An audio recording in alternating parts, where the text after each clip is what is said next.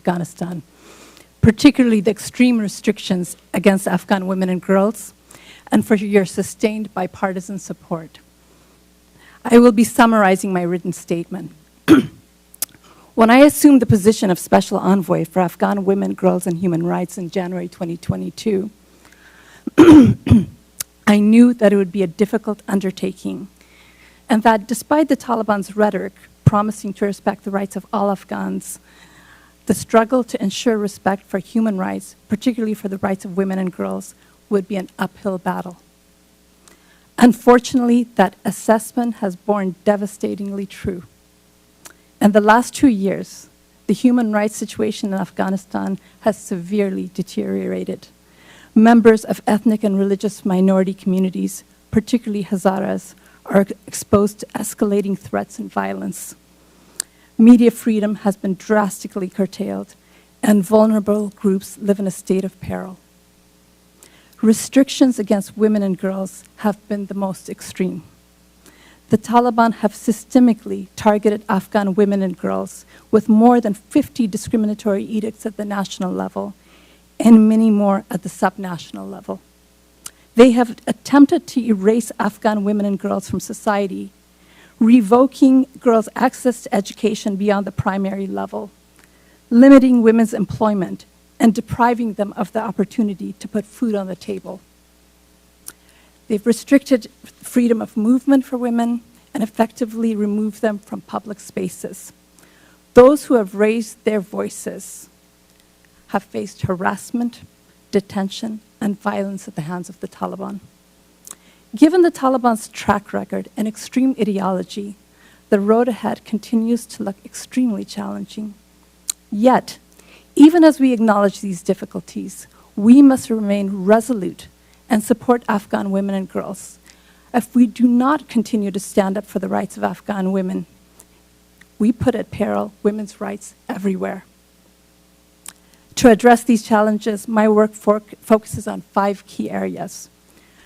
First, we support human rights and Afghan women through our diplomacy with our partners and allies and in our dialogue with the Taliban. We underscore that the United States will not support steps toward normalization with the Taliban unless there is a profound and meaningful shift towards respecting the rights of all Afghans, particularly women and girls. We also make it clear to the Taliban that women's rights and human rights are central to US policy towards Afghanistan and will not be deprioritized or siloed. Second, we ensure that support for Afghan women and girls is not an effort just led by Western countries, but that it is a global effort championed by the region, particularly Muslim-majority countries. Third, we recognize the importance of including and amplifying the voices of Afghan women themselves and injecting their expertise and their perspectives into US and international policymaking. Since we established the US-Afghan consultative mechanism, we have held approximately 200 consultations with Afghan women in civil society, including high-level meetings with senior US and international leaders. Fourth, in coordinating with our interagency and department partners, we mobilize resources to advance education and economic resilience for women and girls, including virtual education programs and job skills training for Afghan women and girls inside and outside Afghanistan. To that end, my office launched the Alliance for Afghan Women's Economic Resilience and have efforts underway to support millions of Afghan women with access to virtual education opportunities and employment support. And fifth, we support protection and accountability measures through sustained work with the UN human rights instruments, as well as Afghan and international human rights organizations. I'm grateful to have the opportunity to speak with you on these important matters, and I look forward to continuing to engage Congress as we support Afghans, particularly women and girls, in their valiant struggle for their rights. We are under no illusion about the challenges ahead, but we must at least match the resilience and determination of Afghans themselves. Supporting human rights, particularly the rights of women and girls, offers the best prospect for an inclusive, secure, and stable Afghanistan at peace with itself and its neighbors. The Afghans we invest in today will determine the Afghanistan of the future. Thank you. Thank you, Ms. Amiri. I now recognize Mr. Schiffer for his opening statement. Chairman Wilson, Ranking Member Manning, Chairman McCall, members of the committee, thank you for inviting me to testify today on USAID's efforts to deliver basic needs and humanitarian assistance to the most vulnerable people in Afghanistan. Consistent with U.S. national security objectives, our efforts over the past 2+ years have prevented economic collapse, have averted wide-scale famine, and have ensured that the health system continues to deliver basic services to the Afghan people. USAID's development model demonstrates our enduring commitment to the people of Afghanistan, to U.S. values, and stands in sharp contrast to the Taliban, whose values and methods cannot be further from our own, especially when it comes to the rights of women and girls. We believe that not only do we have a moral obligation to support the people of Afghanistan, but it is also in our national security interest to do so, and to ensure that Afghanistan's ongoing humanitarian and economic crises do not worsen. And we are clear-eyed about the very challenging environment in which we operate in Afghanistan. The Taliban's takeover and subsequent draconian edicts have eroded decades of development goals, have increased economic security, and have diminished basic services. Today, half the country's population lives in poverty, and women and girls face increasing marginalization.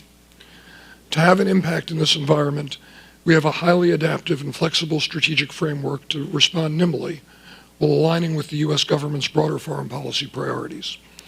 We engage with a wide range of partners to support basic needs in education, health, livelihoods, and agriculture, and to work where we can to give people a voice through independent media and to support vulnerable populations, especially Afghan women and girls.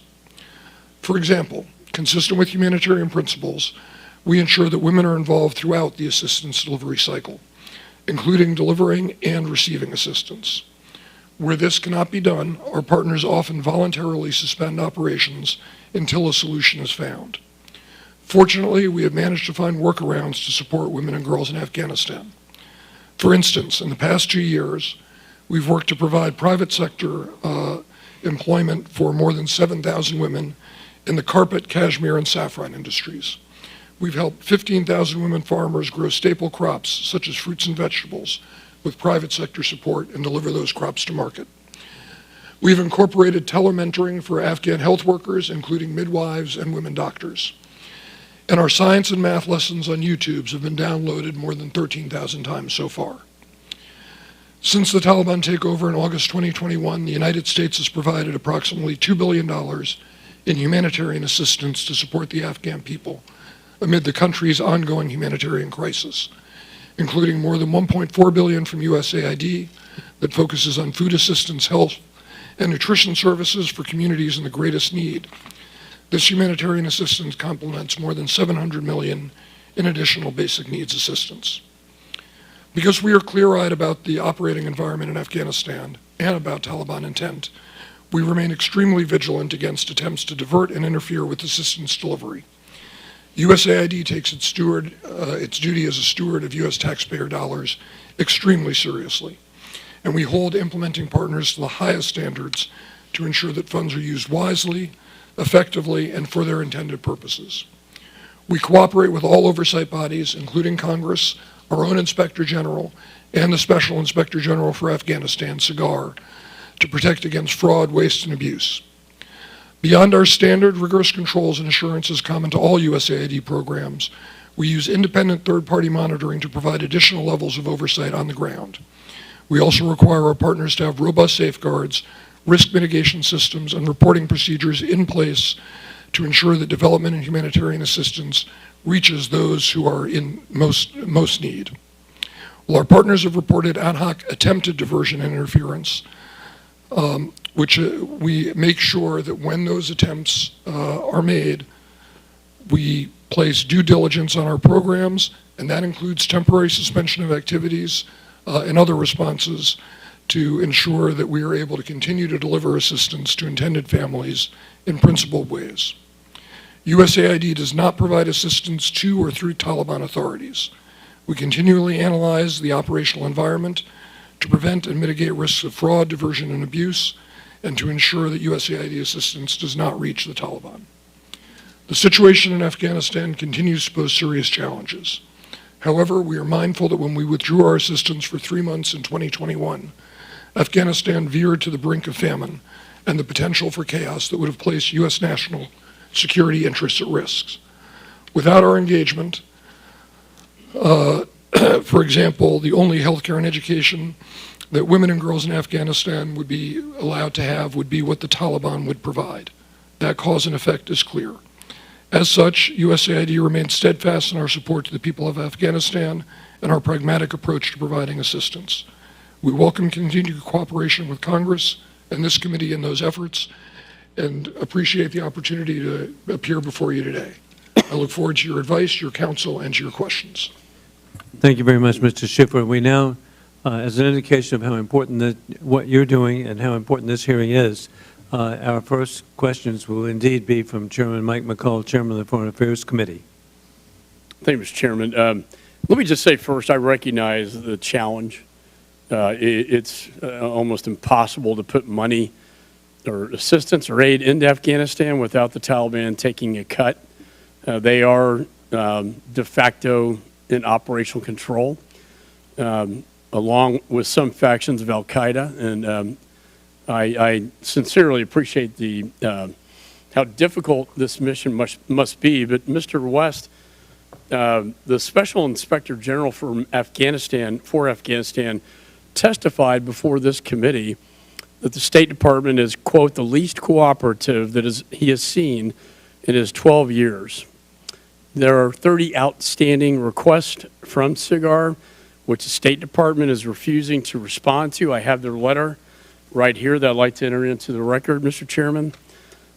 Some of these requests are over a year old, and half of them are simple document requests, which the State Department could easily fulfill today. Will you commit to this committee and to SIGAR to respond to these 30 outstanding requests this month? Thank you, Mr. Chairman. I had a chance to sit down with Mr. Sopko last week, and we talked about the continuing cooperation of the State Department with SIGAR. I have to say, his statements before this committee caught us by surprise because they were inconsistent with the October quarterly report that he issued, noting that the State Department is collaborating well with SIGAR. What I'd tell you is that between August 2021 and today, we estimate that roughly 13,000 staff hours have been devoted at the State Department to cooperating with SIGAR. There are pieces of my team, Mr. Chairman, their entire job is to focus on SIGAR. There are elements of other parts of the Bureau whose entire job is focused on supporting the work of SIGAR. So it's incredibly time-consuming. We respect the oversight role that SIGAR has, and we'll continue to work closely with them. As for the specific 30 outstanding requests, I wish I had looked at them before this hearing. I'd be happy to take a look at them personally. Well, I would encourage you to. Probably should have done your homework on that, but I would ask you to respond to that, though. If you would respond to me and the committee with respect to the 30 outstanding requests, that would be helpful. Secondly, as you know, this committee is investigating the disastrous withdrawal from Afghanistan. We've had now a got the number of transcribed interviews, but there's quite a few. Some have to do with the Doha Agreement itself. I know you were involved with that, Mr. West, with Mr. Khalizad, or you were actually deputy to Khalizad, is that correct? I was not a part of negotiating the Doha agreement. You're not part agreement. of the Doha? No, that was the last administration. I started the day after the president was inaugurated. Well, we've heard testimony that while there were conditions attached to that agreement, that the president decided to withdraw those conditions from the Doha agreement. Do you know anything about that? I know there was a lot of back and forth between the staff of the State Department and this committee before this hearing. I'm hoping we focus today on U.S. policy toward Afghanistan following the withdrawal, as is consistent with the title of the testimony. Do you know whether the conditions set forth in the Doha agreement had any bearing on President Biden's decision to withdraw? Mr. Chairman, I know there was a lot of back and forth between the staff of the State Department and this committee before we sat down today. It's really our hope to focus on current U.S. policy vis-a-vis Afghanistan and not the withdrawal. Well, it's a duty of this committee to look at oversight as to past policies of the State Department when it came to the withdrawal from Afghanistan, which then led to aggression from Russia, China, and Iran. Did you have any discussions with Zal Khalizad about the Doha Agreement? I'm very hopeful that the bulk of this hearing will focus on I'm asking you US if you had policy. any discussion. But I'm happy to answer your question. Did you? So, you know, of course the Doha Agreement came up during the first 8 months of my time in this job, in my former title as the Deputy Special Representative. So the answer is yes, you did. Maybe you can provide, my time's going to expire, provide to me a summary of those discussions, and then perhaps we will meet with you separately on this matter. But lastly, did you have any discussions with either Mr. Sullivan, Jake Sullivan, or the President of the United States regarding the Doha Agreement pertaining to the Taliban? No. Okay. With that, I yield back. Thank you very much, Mr. Chairman. We now proceed to Ranking Member Kathy Manning. Thank you, Mr. Chairman, and thank you to all our witnesses for your testimony and for your service to our country. Ms. Amiri, after years of progress, I'm appalled at the Taliban's brutal and despicable treatment of women and girls. Civil society and media organizations have crumbled, with anyone openly speaking in opposition to the Taliban's rules facing serious threats and violence. Women and girls are treated like property, unable to work or even move freely in public without their husbands or male relatives. And I was struck by one story of a young woman, a former government employee, who was beaten by her husband in front of her children and is too afraid to report this violence to the authorities. She said, and I quote, "I have never felt so alone. Many times I have decided to end my life, but I think about the fate of my son. Deprivations of the right to work and education have severely affected mental problems and created depression. Imagine a generation in depression. This generation will be the mothers of the future. The children of hopeless and depressed people are dangerous for the future of Afghanistan." And Mr. Chairman, I'd like to request unanimous consent to enter her full story into the record. Admitted without any objection. Thank you, Mr. Chairman. Ms. Amiri, I am deeply concerned that systemic discrimination against Afghan women has led many, like this young woman, into depression and in some cases even suicide. What are we doing to reverse these repressive edicts, sideline hardliners in the Taliban, and avert the most desperate outcomes? Thank you very much, Representative Manning. I share your heartbreak over the devastating situation in Afghanistan. I have also been speaking with Afghan women over the course of the last 2 years and have heard the same type of heartbreaking stories. The mental health crisis in Afghanistan is severe, and it is a context in which Afghan women tell me of the desperation that they are under, the fact that protection mechanisms that were in place have been stripped from the country, and that they feel that they are under a virtual prison. What we are doing, first I want to just make absolutely clear that we condemn the Taliban. We have condemned them publicly, we have condemned them privately, and we have mobilized the international community to make it very clear to the Taliban that so long as they engage in the human rights abuses that they are conducting against the Afghan population and women, there will be no movement forward in normalization, and that they will continue to be a pariah in the international community. This is something that we've made clear to the Taliban. But in addition to our diplomatic work, we are also working on concrete efforts. With the Afghan Women's Economic Resilience Initiative, one of the areas we are looking at is mental health support. And my colleague at USAID can also speak to some of the efforts that they're undertaking in this regard. Certainly, and thank you for that, and thank you for the question, Representative Manning. It's an extraordinarily important part of the focus of our work to seek to address the needs of Afghan women and girls during what is an extraordinarily challenging and dispiriting era of Afghanistan's history. We have sought to work creatively where we can. And where we see openings and opportunity to be able to meet basic needs and to address livelihoods and other humanitarian needs. We have managed, for example, over the past couple of years to create more than 7,000 jobs for women in the cashmere, carpet, and saffron industries, working with private sector, through private sector partners. We have managed to support 15,000 women farmers to grow strategic crops, fruits and vegetables, and get them to market. As Special Envoy Amiri has commented on, we have supported distance learning programs that have provided some access to education for Afghan girls. And we've managed to work in the healthcare industry, particularly training women doctors and midwives to be able to meet those needs as well.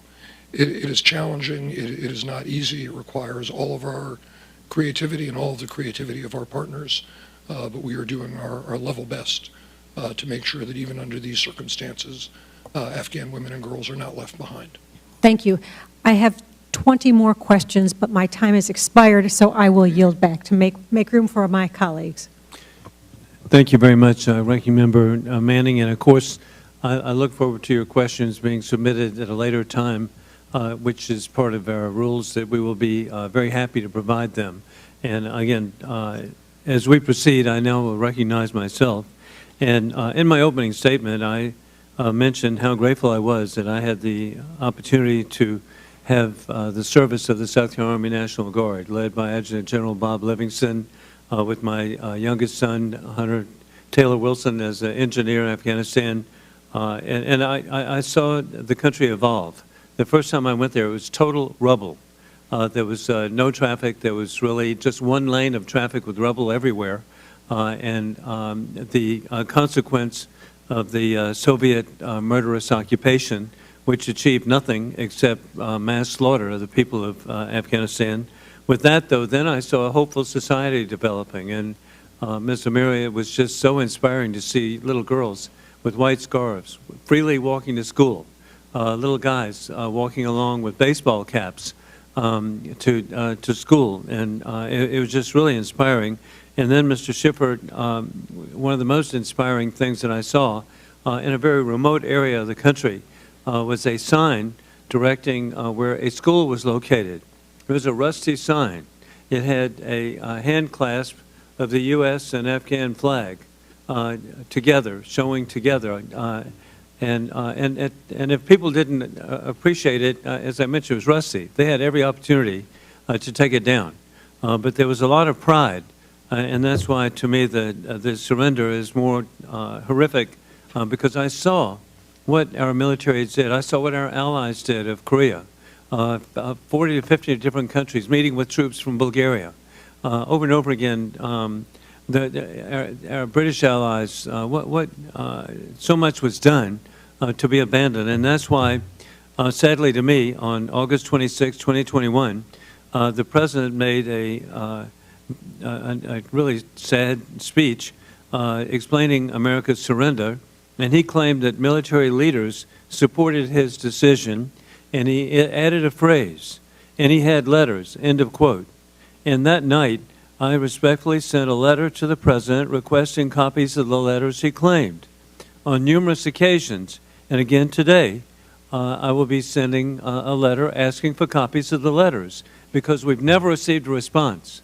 And that's an insult to our military, to military families, and to the American people. And it just needs to be answered. This is just so important that it's inexcusable with the progress that Americans and the lives lost, but the progress that was made to abandon it based on letters that have never been revealed. With that, Mr. West, following the surrender to the Taliban in Afghanistan, there were reports that indicated rapid resurgence of terrorist groups operating in the safe haven of Afghanistan. Do you have an assessment of the number of recognized terrorist organizations and offshoot groups? And hey, we know they change their name every day, so please, how many different groups are there? And hey, there's some who are Taliban supportive and some not, but hey, they all have a goal, okay? It's death to America. And so what are we doing? What are they? Yeah. The group we, Mr. Chairman, the group we worry most about is ISIS-K, the ISIS offshoot in Afghanistan. Just in the days leading up to the fall of the Republic, the Taliban, I think unbeknownst to them, but they opened up some jail cells and allowed some 1,800 of ISIS-K fighters released. They rejoined ranks, and we saw throughout much of 2022 devastating attacks against Afghan civilians, and particularly the Shia population. That is a group that harbors clear intent to attack foreign countries. I think you probably saw that ISIS-K claimed responsibility for the attack that took place in Iran. We have no reason to doubt that claim of responsibility. They have launched attacks against Tajikistan and also against Uzbekistan. And they have, as I said, ambition to strike the United States and the West as well. So we worry about that group. When it comes to al-Qaeda, as I said in my opening statement, they're at their lowest operational capability since 1996. That's also true of AQIS. We believe that they have a very low operational capability. TTP, this group that is based in Afghanistan, but really has seen an uptick in attacks on Pakistani forces. I'm very worried about that group. It's something I spoke about with Pakistani leaders when I visited last month. You know, for regional stability and for our own interests and Pakistan's stability, we should hope for concerted efforts to eliminate that group inside Afghanistan. And indeed, Pakistan, I've been to Islamabad, I've been Muzaffarabad. Hey, Pakistan has been, over the years, a country that we've worked with closely for them to be a positive development. But as you identified, but I'm concerned about al-Qaeda itself, and that is the perpetrators of mass murder at the World Trade Center in Pennsylvania, at the Pentagon. Al-Qaeda currently, is this correct, has 2 provincial governors, a deputy director of intelligence, a directorate, and several Ministry of Defense personnel. Is that true that al-Qaeda is that positioned in the government? I'm not aware of that, no. Well, please look into that, because that's the reports we've gotten. And then I'm equally concerned how bizarre this is. The Afghan Central Bank Board of Directors included 3 Taliban members who were sanctioned by the United Nations, including the board's director and deputy director. How can we count on Afghan funds being transferred to the people, and but being diverted to support a dictatorial regime? Mr. Chairman, that's accurate that there are pieces of the leadership of the central bank that are sanctioned Taliban members. And you know, that is why, among many other reasons, we think it would be deeply irresponsible to seek to recapitalize the Afghan central bank. That is why we do not work through the Taliban in the delivery of aid. It's bipartisan. Hey, we want you to succeed. But the thought of the different aid programs going to a dictatorial regime, an authoritarian regime, the money's fungible. And so every effort should be made. Now, we're very fortunate to have, as I mentioned, bipartisan. We've been joined by the ranking member of the full committee, Congressman Meeks of New York. And so, Congressman Greg Meeks would be happy to recognize you. Thank you, Mr. Chairman. I appreciate you. From the great state of South Carolina. Hear, hear. I want to thank you, Chairman, again for convening this very important hearing, and I'm glad that this committee will give us the opportunity to discuss Afghanistan policy with members of the administration tasked with the policy's implementation, which is really important. And let me start off by thanking also all of our witnesses for their appearance and your work that you've done in a tireless manner on behalf of the American people. You know, when I look at what you do on a regular basis, to me, oftentimes those who do the type of policy work that you do, the State Department, is always underappreciated. And I want to take this opportunity to say, really thank you for your work and what you do on a regular basis. And last, you know, and I had stated in our full committee hearing last November, I believe it was, that I clearly, and I think where we are in a bipartisan manner, are not under any illusions about who or what the Taliban is. I think that's something that we are all very clear on. But I also believe that we have to be very strategic about how we pursue our goals in a uniquely challenging environment, when you have that kind of environment that we're confronted with, and how we engage where it serves our interests and helps the people of Afghanistan and our foreign policy for the people of the United States of America. So, and what I'm trying to do, and I want to make sure that I'm clear, that I am especially concerned about the impact of the Taliban's control over Afghanistan, particularly on women and girls of that country. That is something that is very, very important to me. And I know, you know, and I've been an advocate for a review and being comprehensive about the entire 20-year period that we were in Afghanistan under each and every administration, from the Obama administration through the Trump administration and, of course, the Biden administration. But I know that it was, you know, during the Trump administration when the Doha agreement was made, and administration officials at that time suggested to Congress that the Taliban's views on women and girls had changed. Clearly that is not. And though that there have been some small spaces that were created for women and girls in Afghanistan, the Taliban has dramatically curtailed their freedom, so that I don't think that there's any question of that. So I guess the question I have for any of you is, what drives the Taliban's leadership to continue to place these limitations on the rights of women and girls in Afghanistan? And within those constructs, where do you see the potential opportunity to advance the rights of women and girls in the country as we speak? Thank you, Representative Meeks. If I might take that question. And thank you for putting the situation of women and girls in the spotlight. It is the worst situation in the world. There's no country in the world that deprives girls of education beyond the secondary level. And it is a situation that we have called attention to and statements at every level of our leadership. In terms of what drives the Taliban would like to make the claim that this is based on religious grounds or cultural grounds.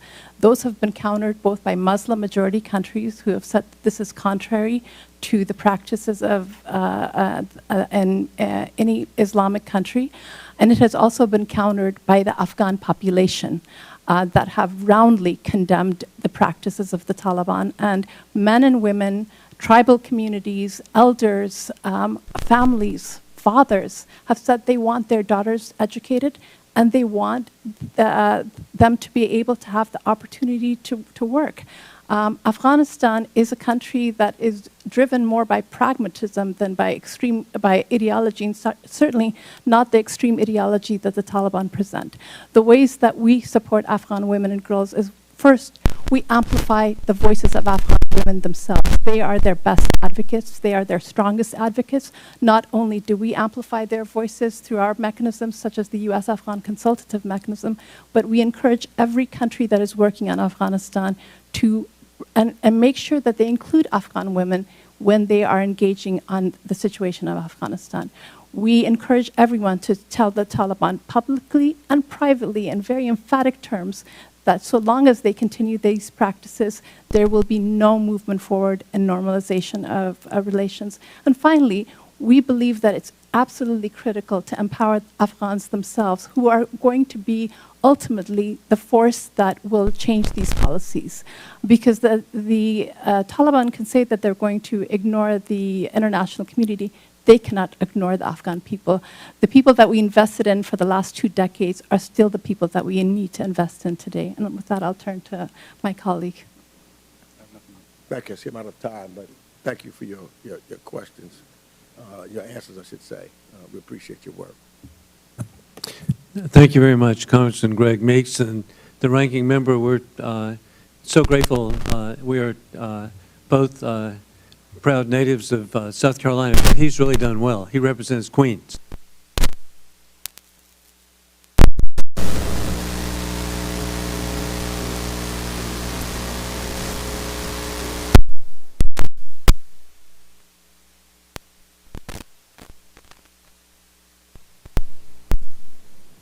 I would openly state that I think our withdrawal from Afghanistan was an abject failure and probably the worst in our history. I'm a history teacher of evolutionary warfare here in the United States and amphibious warfare, and so as a student of the game, I think we've dissected that enough. So I'm going to move on to some of the more germane things that I'm worried about here and that apply to your experiences.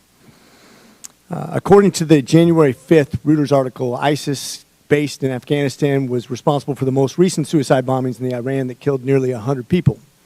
In addition to that, we have well-documented instances of how the Afghan Taliban are treating their female population, which we're all abhorred by. Reports are that the Taliban have harbored ISIS and al-Qaeda leaders since our withdrawal, and of course we know there are easily over 20 terrorist bases for training in Afghanistan that we know of. All that said, in October, we looked at the Afghanistan government and announced its plan to become formally part of the Chinese Belt and Road Initiative and request to become part of the China-Pakistan Economic Corridor. Obviously bad players. Now the Taliban, though, according to my information, the CIGAR testified in November that 37 NGOs reported that they provided a total of $10.1 million in taxes and fees to the Taliban. That's from us.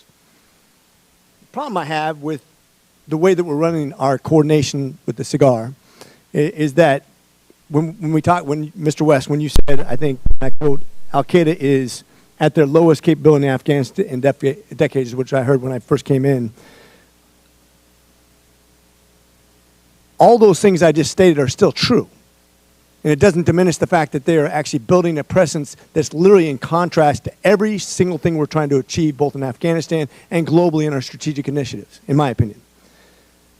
And the other thing that you said, I think, and I'm not going to paraphrase on this, but that you did an excellent job in responding to the CIGAR responses to their questions.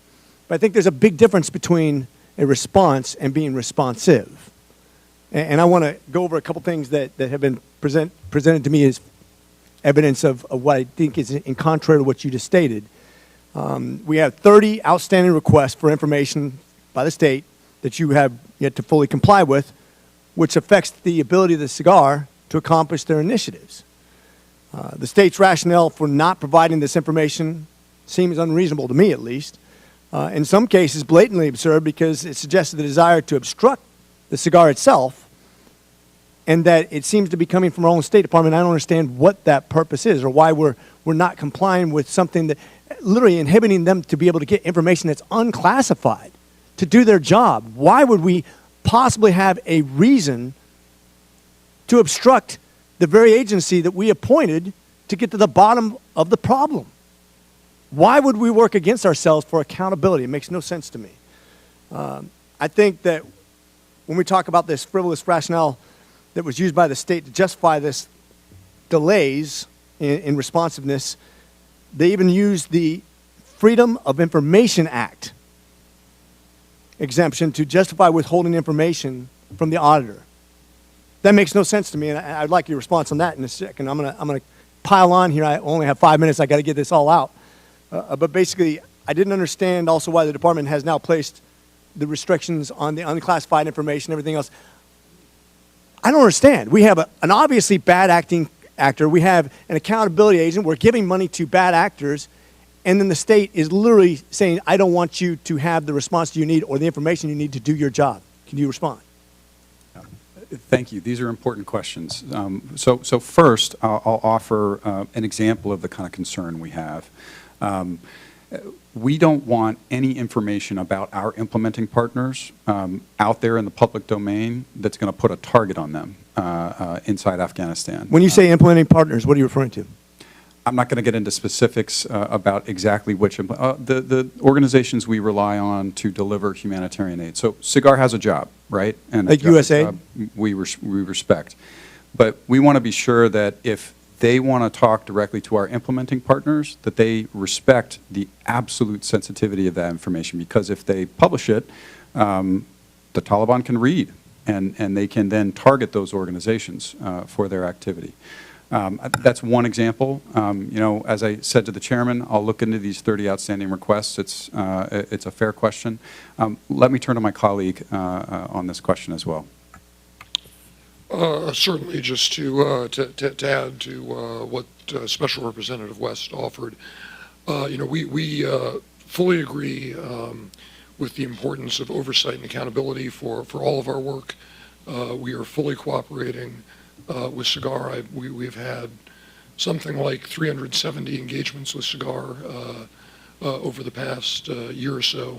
I will get you the exact number. We have teams here in Washington and with our Afghan Affairs unit overseas that are dedicated to producing material in response to all of their questions and doing so in a production schedule that both we and SIGAR find workable. As the Special Representative offered, there have been times when we've had to negotiate out some of the questions where we have concerns because of the potential risk that the provision of certain information would create for the Afghan people. We've been able to do that successfully, but sometimes that has resulted in a process that's been slower than we're satisfied with, and certainly than I think at times SIGAR has been satisfied with. But I've met with Mr. Sopko, as my colleague has, several times, had very good positive conversations, and we are doing our utmost, given how important it is for us to be responsible to the American taxpayer, to make sure that we are providing SIGAR with all of the information that it needs so that it can help us do our job better and help support this committee as well. So I'm out of time. I'm just going to make the statement that you and the SIGAR have a different opinion of the experience you're having with each other. And I think that's important to note, that if the one accountability agency we have that represents us, the people, if you will, and our representatives, if they're not satisfied, that means we're not satisfied. So I hope we do a better job. Thank you, Dr. Rich McCormick. We now proceed to Congressman Brad Sherman of California. Picking up on what the gentleman from Georgia said, I think he's entitled to answers if they can't be provided publicly. Mr. Schiffer, will you give him, or the full subcommittee, a classified briefing answering his questions? Certainly be happy to come up and talk to the committee. I can assure you that we have been able to provide Mr. Sopko with and his... We have several SCIFs right in this building. Yeah, no, we have been able to provide him with responses to all of the questions. Good, we're reclaiming my time. I've got elected. We went to Afghanistan to get bin Laden. We got him. We would have gotten him sooner if we hadn't focused too much on Iraq. We are prepared to take whatever military action is necessary in Afghanistan to prevent it from being a source of a mass casualty attack on the United States. So far, the various forces in Afghanistan seem to be more focused on killing each other. We went to Afghanistan for a second reason, one we never voted on, and that was to seek to remake Afghanistan society. Historians will have to tell us whether that was ever possible to do. Clearly, we failed to do it. We then had a President Trump who promised the American people that we'd get out of what he classified as a forever war. He was clever in that he gave the promise of the withdrawal before the election, intending to do the withdrawal after the election, because there's no such thing as an orderly withdrawal under those circumstances. We did not have an orderly withdrawal from Saigon. Our military complex told us we'd have an orderly withdrawal because they believed that since the Afghan army could fight the Taliban successfully for 3 to 6 months, that they would, which is absurd to think that the average grunt in the Afghan army is going to lay down his life while the leaders of the country and those most connected to the United States are trying desperately to leave Afghanistan. So, of course, there was a disorderly withdrawal, and then we have the attacks from the other side saying somehow we should have gone through Afghanistan, an enormous country, and taken our weapons back from the people who wanted to continue holding them, but do it all with no American casualties. So we left. We now have, and one have failed to acknowledge, that we have very limited power at all. We care more about the Afghan people and the Taliban, certainly the half of the Afghan people who are women. We can threaten to cut off aid. The Taliban may not care at all. We could bomb Taliban military targets, but I think that's absurd. The United States is not in a mood to do that.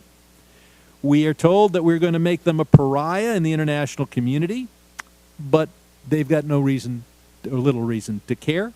And China and Russia is certainly part of the international community, and they'll be very happy to do business with the Taliban. We have seen our aid interrupted because, or might be interrupted because we know it's being stolen. I'll point to Tigray, where our aid was being stolen by criminals. We didn't like to see that. We interrupted. Hundreds, maybe thousands of people died because we didn't want to see our aid stolen.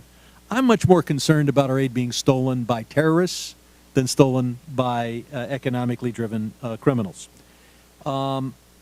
We it's commented that we should somehow prevent Taliban officers from visiting Russia and China. Gee, I don't know how we're supposed to do that.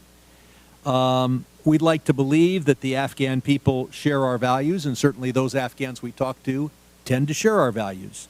But the fact is that in over 20 years, and with all the money that any Afghan could ever imagine on one side, and the ideology of the Taliban on the other, we lost.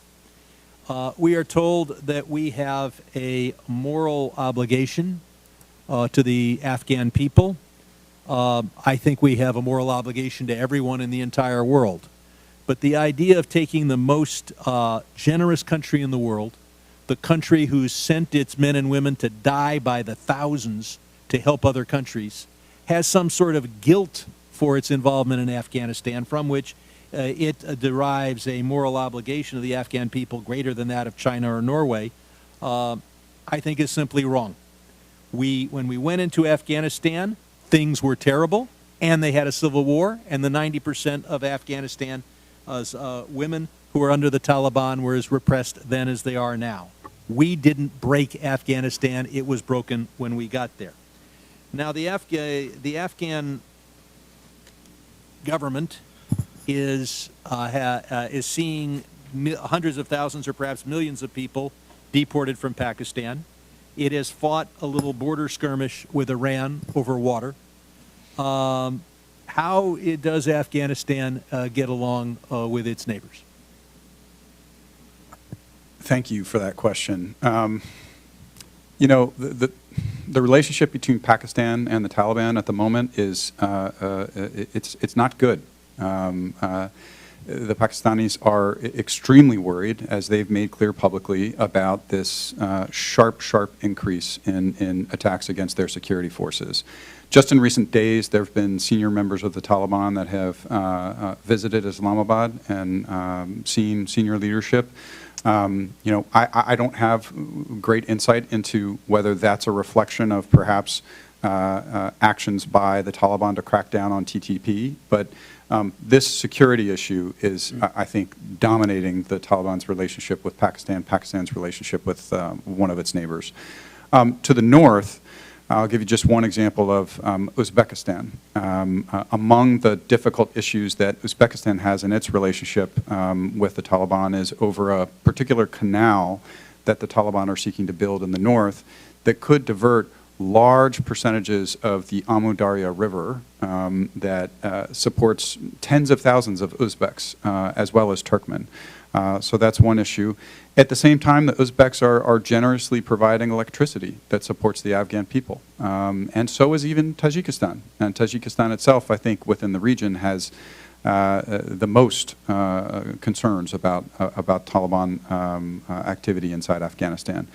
On Iran, again, you know, the Iranians, like every other country in the region, they have an embassy in Kabul, they have a special envoy, and they probably have steep security concerns as well, particularly in the aftermath of this attack. Do they fault the Taliban for not controlling anti-Shiite mass murders like those we saw explode a bomb just a few days ago in Iran? Yes, I think they probably have concerns about, look, I don't want to talk for Iran, but any country that's attacked, I think they would have concerns about the ability of a neighbor to take action to ensure those attacks don't happen. I've gone way over. I yield back. Thank you, Congressman Sherman. We now proceed to Congressman Brian Mast of Florida. Thank you, Chairman. Taliban, ISIS-K run Afghanistan today? I would not say that ISIS-K runs Afghanistan today, no. They run a portion of it. They run as a level of authority in some places. You know, what we're finding with ISIS-K is they are largely choosing to keep a low profile and then execute attacks in cities as well as outside the country. They're not... Taliban, yes. The Taliban, I think, you know, I don't want to step into territory around anything to do with recognition, but... Taliban runs it enough that we don't want to give money to the Afghan central bank. I think the Taliban are in control of the Afghan central bank as well as other institutions, yes. Okay, you familiar with the name Shah Rabi? Yes. He's one of the 4 board members, one of the co-chairs. That's correct. Of the Afghan fund, $3.5 billion. Mm-hmm. Who was in charge of vetting Shah Rabi? So the process that we followed entailed having consistent with the Federal Reserve Act. We certified this person who was put forward by the accredited representative of Afghanistan at the time. Who put him forward? The accredited representative of Afghanistan at this time. Accredited representative of Afghanistan? Accredited representative of Who's that, Afghanistan. the accredited representative of Afghanistan? I'd be very glad to talk to you in another setting, in a public setting, given, I think, quite legitimate security concerns. I don't want to speak further. But you don't want to say who the accredited representative of Afghanistan? I'd be happy to speak with you in a classified setting. You could just say no. I don't want to answer that. You don't want to say who the accredited representative of Afghanistan is? I'd be happy to speak with you in a classified setting. Don't do the Washington, D.C. BS. Just say no or yes. Was Shah Rabi fired from Mary Washington College for, let's just say, misrepresenting his credentials, saying he was a doctor when he was not?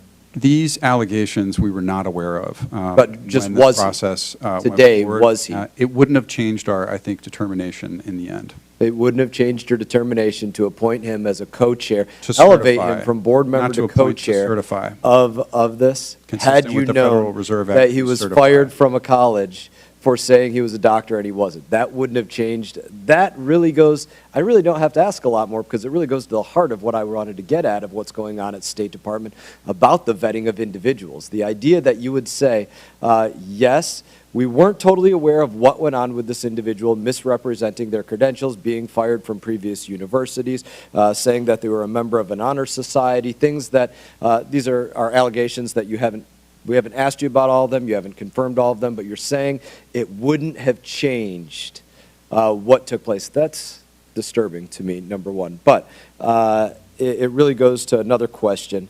You said that you acknowledge Taliban runs Afghanistan, or in large part, and certainly has control of the central bank. Shami Rabi is also a board member of the Afghan Central Bank. So what does that say about his connections to the Taliban?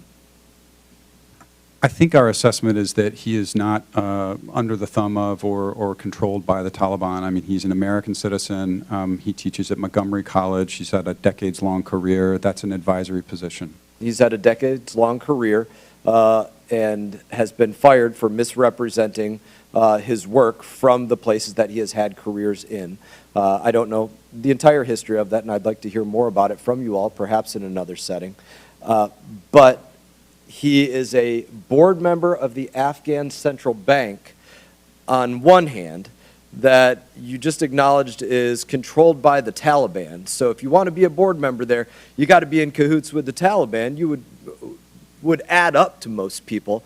And we appointed him as a part of this entity in Switzerland, one of 4 people that's going to control $3.5 billion on behalf of the United States of America to determine if this goes back to the Afghanistan Central Bank. That seems moronic to me. And it seems like an absolute conflict of interest. Is he getting paid as a board member of either of those? No. He doesn't get paid as a board member of the Afghan Central Bank? No. He doesn't get paid as a board member of the Afghan Fund? Not to my knowledge. Okay, and so to go on just one more time, do you know, was he fired from Washington College? I saw the allegations that Cigar brought to our attention. We were not aware of them before they were brought to our attention. I haven't talked to Washington College. Thank you. I'm sorry I'm running out of time because I would want to hear from you more. I really don't want to just interrupt you. No problem. I do want Please, to submit go something ahead. for the record, Mr. Chairman, and that's this letter from Cigar stating that state did respond to many requests for information for ongoing audits. However, there is a difference between simply responding to the request and providing fulsome answers to our questions. That's directly from Cigar about State Department's response to them and how they are being not cooperative. Please submit that for the record. Without objection and enthusiastically so ordered. Thank you, Mr. Chairman. We now proceed. Hey, we're so grateful. Our newest member, all the way from the Republic of Rhode Island, Gabe Emo. Thank you so much, Mr. Chairman, and thank you to our witnesses.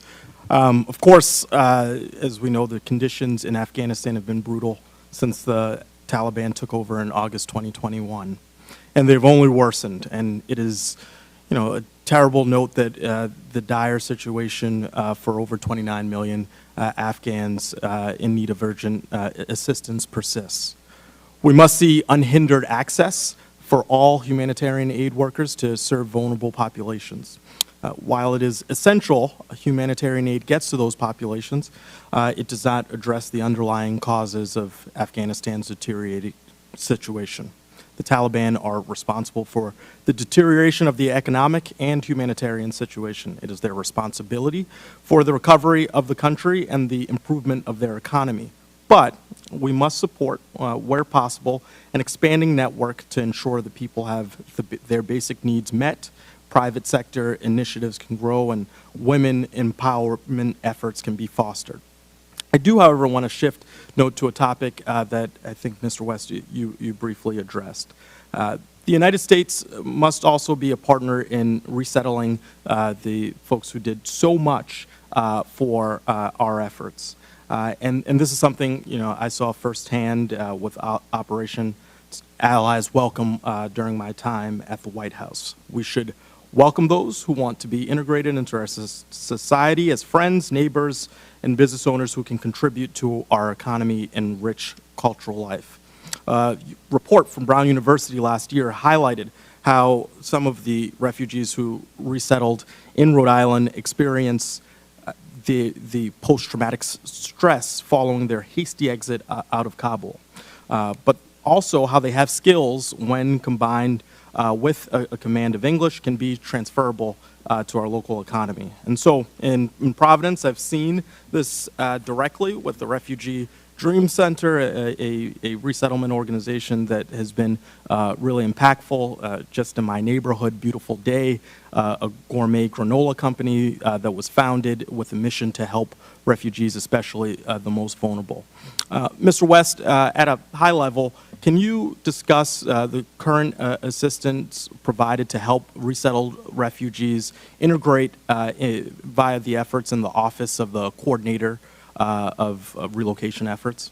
Thank you very much for that question. As you said, we have an office led by my colleague Mara Tekach at the State Department, exclusively focused on relocations and resettlement. They work very closely with PRM, another piece of the State Department, Population, Refugees, and Migration. It's PRM that deals with resettlement agencies, and we'd be glad to arrange for professionals from PRM to come and talk specifically about assistance that's going to refugees resettling in this country. Top line, though, the effort to help and enable the relocation and resettlement of those who served alongside us over 20 years, that's a personal priority of Secretary Blinken's. It's one that does bleed into my work in engagements with Afghans as well as with the Taliban, and it's one that will continue. Great. One other question. Could you briefly discuss the travel sanctions that are currently in place on Taliban leadership and how the UN Security Council is reviewing waivers? Specifically, tell me a little bit of why it's in our interest to work within that framework. Sure. So if we rewind to, say, July of 2022, there had been in place for years what's called a travel ban waiver. That meant that there were about 14 senior Taliban leaders on that list who could travel anywhere they wanted, anytime they wanted, and the countries hosting them didn't have to ask anybody for permission. As a result, really more than anything, of the Taliban's reprehensible decision to bar women from attending secondary school and their refusal to reverse that decision from March of 2022, the UN Security Council made a decision to take that waiver away. From August of 2022 onward, what we've seen is a quite effective and dramatic curtailment of senior leader travel since then. Before that period, from the Taliban's takeover to August of 2022, it was a whole lot of travel by senior leaders. So I think the travel ban has actually been quite effective at keeping Taliban leaders in Afghanistan. There have been instances, as the chairman himself noted in his opening remarks, when a country that wants to engage with a Taliban leader, they need to come to the Security Council, they need to put it in writing. This is the reason this person is coming to our country, this is how long this person will stay, and then the Security Council gets time to review that request. All 15 members, not just the United States. Now, it's a tough call, but the reason that we haven't vetoed is because we don't want to invite a veto by one of our adversaries when we need to see a member of the Taliban leadership around an incredibly important issue, be it terrorism, relocation related, human rights related, a hostage issue that we need to engage upon. And so again, I'd return to saying the travel ban has been effective at dramatically reducing travel by senior leaders, but these requests do come when countries want to engage with a leader, and that's why we've made the decisions we have. Great, thank you. Thank you very much, Congressman Amu. We now proceed to Congressman Jim Baird of Indiana. Thank you, Mr. Chairman, and thank our witnesses for being here today. Secretary West, I'm going to ask and focus on you at first. In March of 2023, Chairman McCall requested the SIGAR report on several matters related to the U.S. assistance in Afghanistan. And this past Sunday, SIGAR released their findings on the $3.5 billion in the Afghan fund, and they found these four concerns. And so the first one is that over a year since creation, the fund has made no disbursements for activities intended to benefit the Afghan people. Treasury and the state are not currently willing to support the return of these funds to the Afghan Central Bank. So my question is, what is State Department strategy here, and is there a disbursement date, and when was the last time the state talked to the Swiss partners about this fund? Thank you very much. The activities of the Afghan Fund are very important. I appreciate the question. So on the Board of Trustees to the Afghan Fund, it's 4 individuals. The American who sits there is the Treasury Department's Undersecretary Jay Shambaugh. So really, it's the Treasury Department that leads on the Afghan Fund. It is correct that there has not been a disbursement. We want to be sure that we have absolutely rock-solid accountability mechanisms in place, so that any disbursement that is made is done so, again, accountably with the correct auditing in place. I'd refer you to Treasury on sort of the exact disbursement-ready status of the Afghan Fund. Thank you. Ms. Hurry, do you, Mary, do you have any thoughts on this issue? Thank you, but perhaps my colleague at USAID might have something to note. Mr. Administrator. Thank you. USAID does not play a role in the Afghan Fund, so we defer to our colleagues at State and Treasury. I can say a bit more. I mean, look, this fund was set up for 2 purposes. First, to preserve and protect assets for the benefit of the Afghan people, and second, to make disbursements that would enhance macroeconomic stability in the country.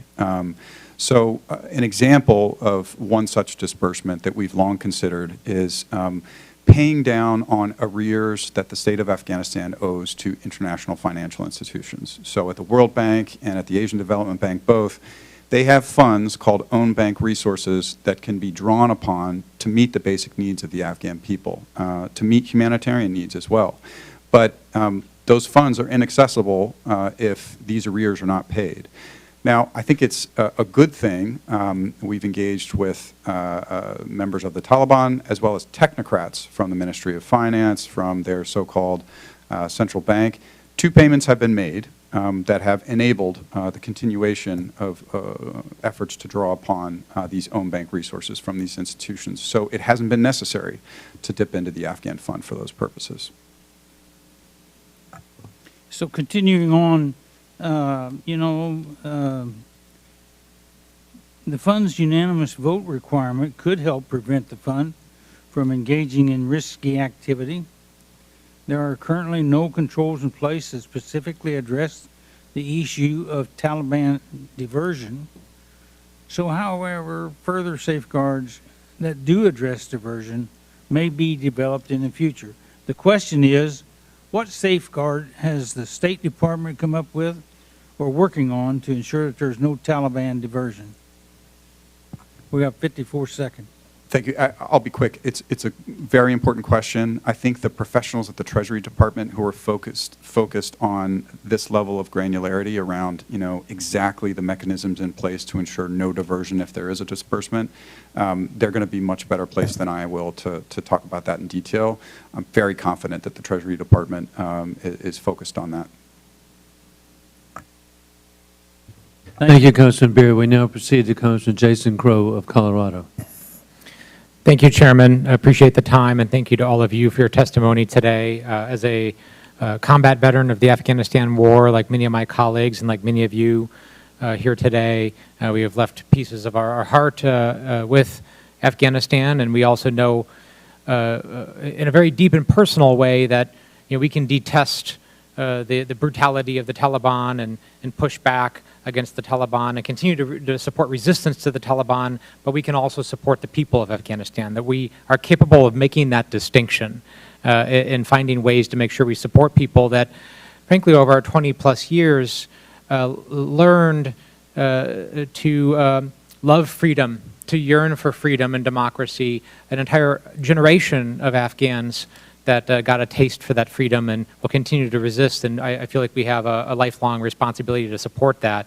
And consistent with that, we know from the World Food Program that over 15 million of the Afghan people, many of whom we fought with and for, are food insecure in the last year. 29 million, 2/3 of the population are in some kind of need of humanitarian assistance. But there remains a lot of misinformation and false claims about the level of diversion, right, and the Taliban taking that information. So could you very briefly just paint a high-level picture for the fact that, we know how to do this, right? This is not the first time ever that the United States and our allies provide assistance to people that we have committed to and support, but do so in a way that doesn't support rogue regimes or oppressive regimes that those folks live under. So could you just paint that picture, please, for a moment? Sure. Thank you very much for that question. Like you, and for the exact same reasons that you have laid out, we also believe that we have an ongoing moral commitment to the people of Afghanistan, and one that is extremely important for us to uphold. Could you speak up a little bit, please? Certainly, I will try, and I apologize for my creaky voice at times. On this question of diversion, as I laid out in my opening statement, we take these questions to be extraordinarily seriously, because we believe that it is absolutely critical that we make sure that our assistance benefits the people of Afghanistan and does not benefit the Taliban. We do that in part through the way in which we design our programs. For example, our agricultural programs work directly with smallhold farmers, and we make sure that the benefit flows to them in their ability to plant crops and bring those crops to market, and so that there is no benefit that goes beyond the individuals and to the Taliban. Beyond that, with our implementing partners, we have rigorous oversight processes and systems in place. We require all of our implementing partners to report to us if there are any allegations about the diversion of funds, and we have seen them take swift actions more than 25 times thus far to suspend assistance when there are concerns, until they and we are able to make sure that those those concerns are fully addressed. Thank you, Mr. Schiffer. I have one more question. I appreciate we could talk a lot about this, but we all know that there are many checks, and we go directly to the people in instances like this. And we have lots of partners and lots of capability to do that, because this is not the first time we've done it. Ms. Amiri, to you, there is this oftentimes this false impression that providing humanitarian aid will support oppressive regimes. But what we actually know is that oppressive regimes oppress, right? That is what they do. In that when people actually have food, when they have security, when they have resources, they're more able to resist oppression. So you have the amazing work of, amazing job of helping support the Afghan women and girls. Can you tell me how those resources help those women and girls resist and continue to pursue freedom? Thank you very much for that question. I think one issue that we lose sight of is Afghan women are embedded in society. They are not separate from it. So what the humanitarian assistance that we provide, it's the population that is in most need of it is most vulnerable. They're women and children. Of the population that is most at risk for food insecurity, it's women and children. In fact, when you look at the numbers, it's over 70% go to women and children. And the conversations that I have with Afghan women and girls, they are desperate. They have lost everything overnight. And what they struggle with is not just the fact that they've lost their voice. Many of the mothers that I speak to, the women that I speak to, they note that that one of the things that they most struggle with is that the fact that they don't know how they're going to feed their children. And thank you, Congressman Crow. We now proceed to Congressman Tim Burchett from Tennessee. Thank you, Mr. Chairman. Kind of in the middle here. Is it possible to provide aid to Afghanistan without that aid benefiting the Taliban? We believe it is, and we believe that we do so, and we believe that we have systems in place to make sure that assistance is going directly to the Afghan people. And I offer that without any illusions about just how difficult an operating environment it is. It's funny you say that, because the Special Inspector General for Afghanistan Reconstruction has said it is impossible to provide aid without benefiting the Taliban. So I'm a little worried that the U.S. aid is making its way to the Taliban, and you're telling me that's not happening. I'm telling you that we have very, very rigorous processes in place to make sure that none of our assistance is diverted. When we have concerns, as I was just mentioning earlier, we work with our implementing partners to take swift action. We have been willing to suspend assistance to make sure that any of those concerns are addressed, precisely because we share your concerns that the Taliban does not benefit from our program. Of that aid sent to Afghanistan, how much do you think is paid? Is just paid to the Taliban for taxes, fees, rent, and other bills? Is there any? Is that being tracked? It is being tracked, and I would offer that there is a distinction between aid diversion and things like payment of utility bills. And just for an example, for the midwives that we seek to support in Afghanistan, they need running water. They need electricity to be able to deliver healthy babies.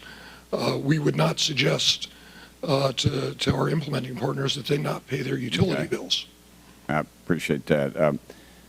Would it surprise you that Cigar polled 37 NGOs, that's non-government organizations, and they found $10.1 million tax dollars that were paid to the Taliban? And you know, they just polled 37, and from my perusal, there's literally hundreds of those. So that's kind of contradicting what you all are saying. I'm really concerned what's going on with your organization. Well, I would offer, sir, and we're happy to come up and talk to you about this in more detail. And we have certainly talked to Cigar about this, that in arriving at that $10.1 million figure, they amalgamated a number of different categories. I would not consider, for example, the payment of utility bills to be a support for the Taliban in the ways that I know concern you and concern us. Well, so I'm just a little confused. One group's saying it doesn't, you're telling me it doesn't exist. The other body is saying it does. I'm glad that we passed a bill at the end of last year that's supposed to require the State Department to track this number and report it to Congress. I'm hoping that the President sees fit to sign that into law. It sure does send a conflicting message out. Are y'all comfortable with the partnership between the Taliban and China?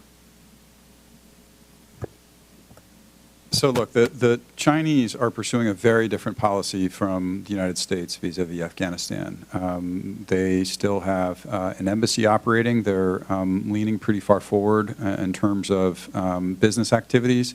But from what we can tell, the sort of flash of the commitment you hear from Beijing, there's not great data to back it up around sort of a major, huge BRI or CPEC play in Afghanistan.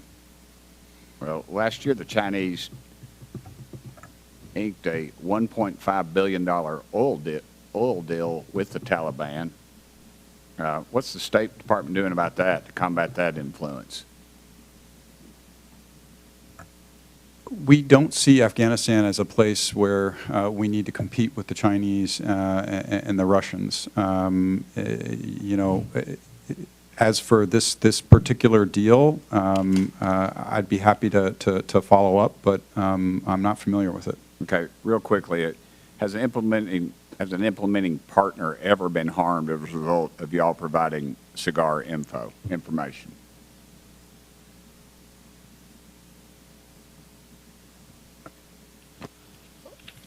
Simple yes or no. I'm out of time. Yeah, no, and apologies about that. I would like to come back and talk to you about this question in a separate setting, precisely because we don't want to create additional risk for any of our partners or for the Afghan people. Thank you, Congressman Burchett. We now proceed to Congressman Mr. Chairman, I would ask the chair to make that happen. We've got a lot of questions that can't seem to be answered, and at some point Congress needs to know. We are, as the Constitution tells us, we're over this, and we should be.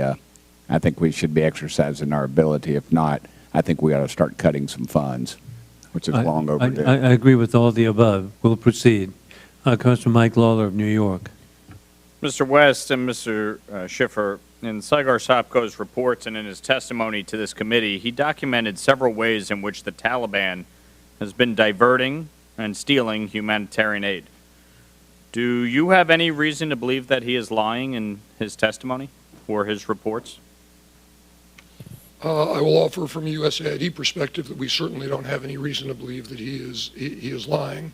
I think we have questions which we're talking to him about the analysis that underlies that we have not yet seen, and making sure that we're drawing the distinctions between diversion. Reclaim my time, Mr. West.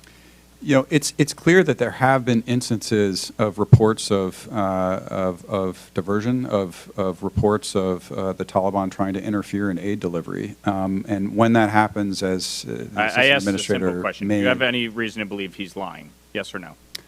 Yeah, I would say the same thing as Assistant Administrator Schiffer. We're in close touch with SIGAR about the methodology behind that reporting, but no, I do not have reason to believe. I'm going to ask you two yes or no questions, and please actually try to stick to that. Yes or no, have you seen any evidence of the Taliban demanding payoffs to permit the implementation of aid projects? Yes or no? And I do apologize. I'm happy to have a fuller discussion in a separate Mr. West? setting. Yes or no? I'd be happy to have a conversation with you in a separate setting. Yes or no, have you seen evidence of the Taliban diverting aid to preferred populations such as Taliban fighters and family members? Yes or no? Well, with all due respect, we've seen... No, you're showing no respect to this committee, but please, yes or no? I'm asking you very simple, basic questions. It's yes or no. We've seen attempts. You've seen attempts. Okay. Yes or no, Mr. West? We've likewise seen attempts, and I'm aware of several instances in which our implementing partners have fully ceased operations, in some cases in entire provinces. Okay. Yes or no, have you seen evidence of the Taliban pressuring the UN and other NGOs to hire Taliban members, relatives, and allies? I will say again, we've seen attempts. Same.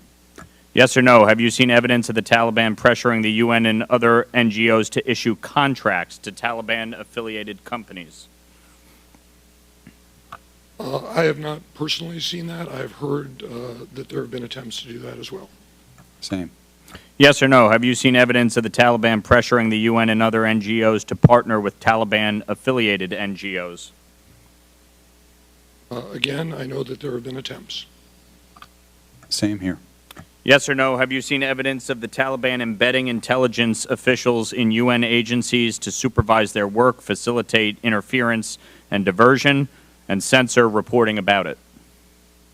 On that one, I have no knowledge. On that one, in my case, no.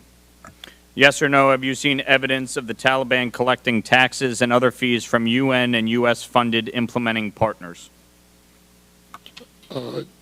Depending upon what constitutes other fees, yes. I agree with my colleague. Okay. So, certainly through testimony that this committee has received, we have established that the Taliban have benefited from the aid that we send to Afghanistan. Mr. West, this past November, Saigar Sopko testified that he has been trying to meet with you since you were appointed 2.5 years ago. He has met with every special representative for Afghanistan since 2012, but it wasn't until after Sopko testified publicly about your refusal to meet that you finally agreed to a meeting last week. Why did it take you 2.5 years and congressional testimony for you to finally meet with the Special Inspector General? I was glad to have the opportunity. The State Department respects the role that SIGAR plays in the oversight of Afghanistan policy, and we had, I think, a candid and productive exchange that I hope will continue. That's not what I asked you. I asked you, why did it take you 2.5 years? I was glad to have the opportunity to sit down with Mr. Sopko. I think we need to do so more often. A lot faster than 2.5 years? You know, when decisions are made about whether to meet with an oversight body, it is a conversation that I have together with the leadership of the State Department. When we had those discussions, we didn't feel it was appropriate at the time. But given his testimony before this committee, given his reports, given the contradiction between some of the things that you have testified to and what he has said, wouldn't you think it would actually behoove you to quickly get to the bottom of the discrepancies between you and he on what is actually happening with the Taliban? You know, I think at the outset of the administration, our sense was that SIGAR's role was to oversee reconstruction activities. We're completely out of the reconstruction activities. What we're doing is to meet the basic needs, humanitarian needs of Afghanistan. I think, you know, we've had a time to reflect on the kind of relationship we want with SIGAR. Deputy Secretary Verma had, I think, a productive meeting with him back in June. We're on the cusp of arriving at so-called enhanced protocols for the treatment of sensitive information that SIGAR authorities want access to. And so my engagement with him, likewise, is an effort to improve our relationship and a reflection. I would just note, Mr. Chairman, before concluding, bureaucracy is a lot less important than figuring out whether or not the Taliban is benefiting from U.S. taxpayer money.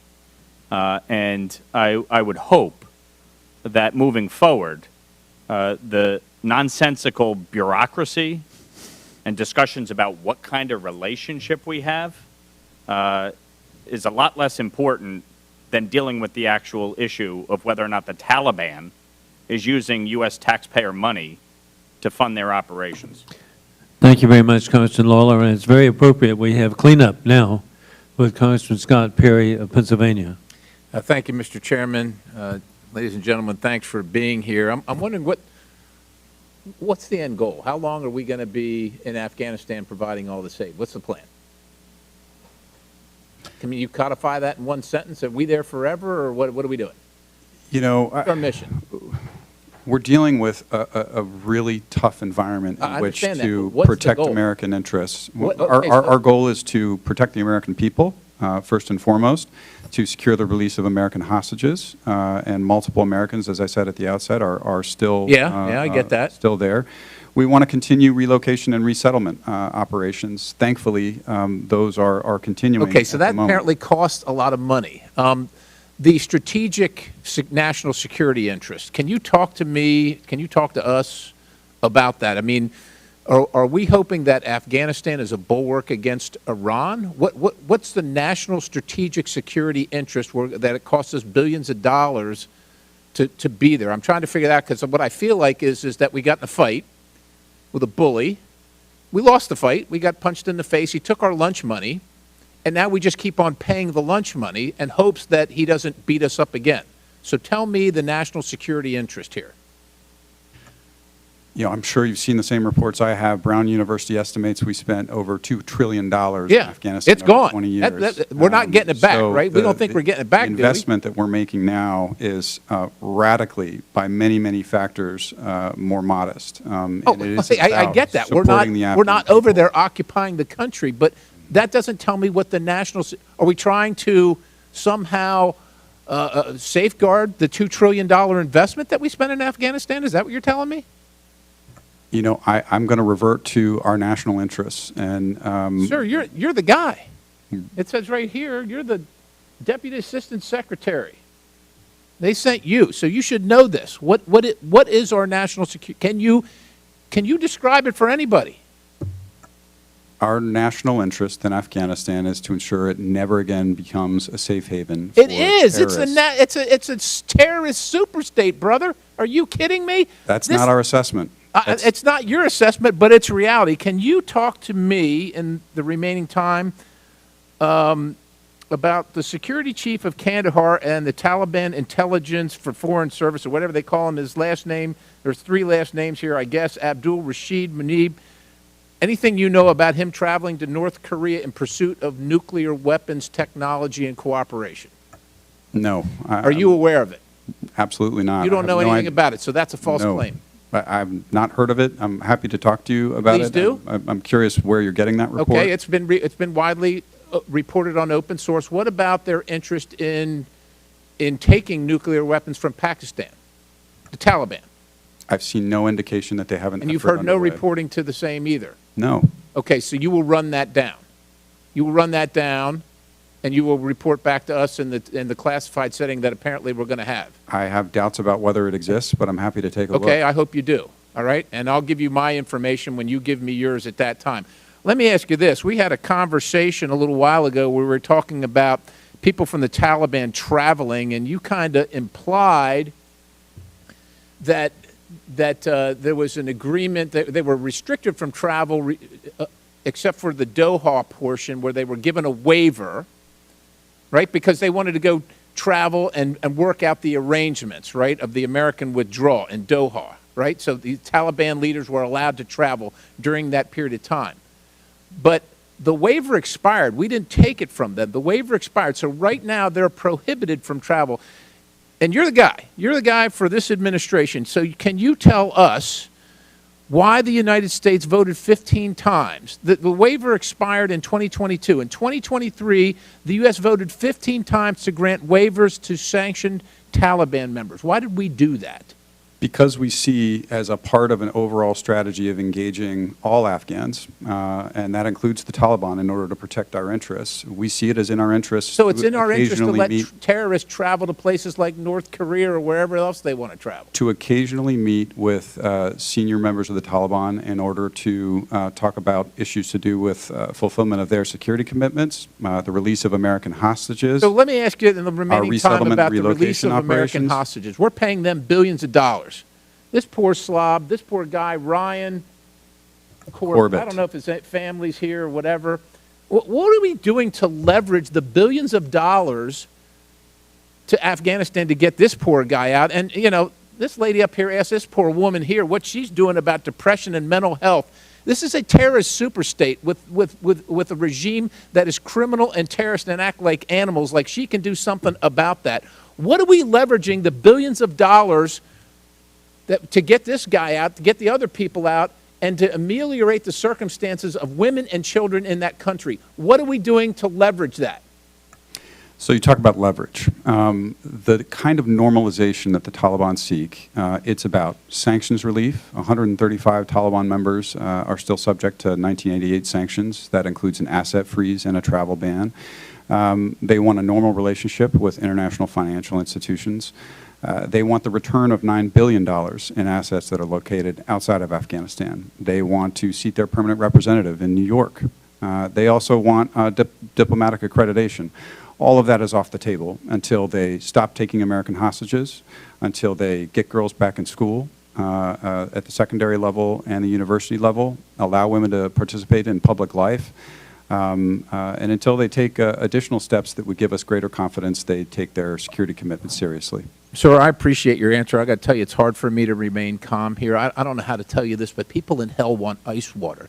And the Taliban's not going to do any of that stuff because they don't have to. They have what they want. Plus, they have billions of dollars from the United States to just keep coming in while they keep doing all those things. I yield.